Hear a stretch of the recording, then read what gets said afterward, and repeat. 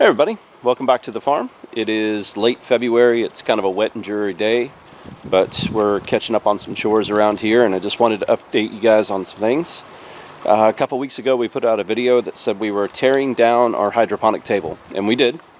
Completely tore it out, rebuilt the whole frame and whatnot. You can see the video here. This is kind of a follow-up to show you what the new table looks like, and as you can see, some of the old parts are still in the yard. We'll get those cut up and taken off to the dump here soon. But I wanted to discuss a little bit about why we tore the table down. First, it was time. About every 2 years, give or take, we needed to tear the table apart as far as get rid of the old pumps, run new lines, all that stuff. There's a lot of scaling involved on the PVC, and it just kind of became a mess to work with. So every once in a while we would renovate it, tear everything out, and start over. This time when we tore it out, we moved it up to the new greenhouse, and we changed the way we did the plumbing, and we'll get to that in a little bit. And the second reason that we had to tear the table out was we built a new greenhouse. We started out with a 14 by 40, which the old table was in, and we now have a 35 by 50 that's got automated cooling and heating systems, and it's just a lot better facility for what we want to do. Let's take a look at some of the old plumbing. Here's the old plumbing for the hydroponic table that used to be in the hoop house over here. And we took this out and completely renovated the way we did it. Mainly because what you can see down in here, these little top hat grommets would pop out all the time. Even with sealant on them, they would pop out. And we did have these little T-valves, every so often, every 6 feet a section, and that would allow us to turn off different parts of the table. But the main problem was these top hat grommets and the hoses that went in them to feed into the trough would pop out all the time, and they would leak. And you can see up here we had to put a lot of sealant on some of them, and it just wasn't very productive. It was a good first run. It was a good idea. I got the idea, I think, from Fernster Farms on YouTube. His engineering probably worked out better than mine. These are the two pipes that we used to run the water, and then at the ends we had faucets that we could open up to dump out all the sediment and whatnot out of the lines to help purge them. And now we'll take a look at what the new table looks like.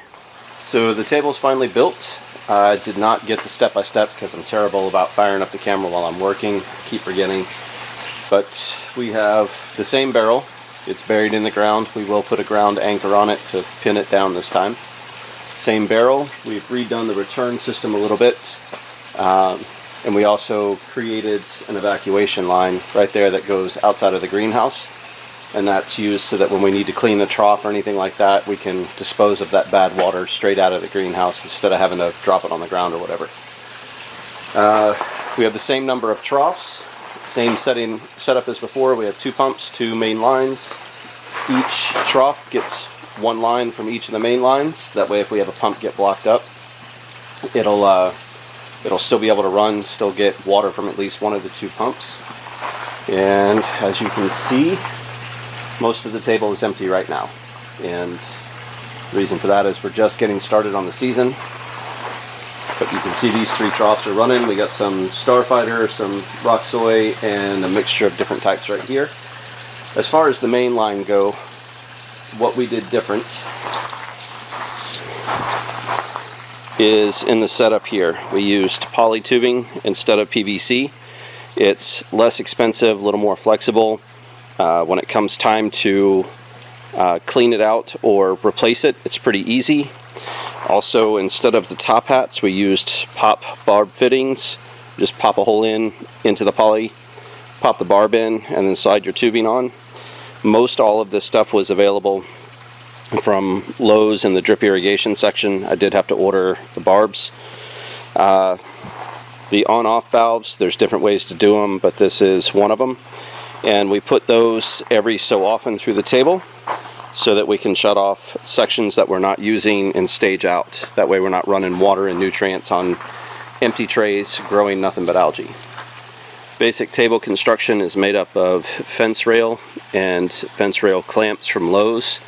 Once you put the clamps in, where they're going to go, I don't have one right there clearly, but you want to put self-tapping screws through that hole in order to keep that clamp from sliding around or moving under load. But you can see we added in some extra scrap pieces just to hold those lines a little more stable. They are more flexible than PVC, so we had to stabilize them more.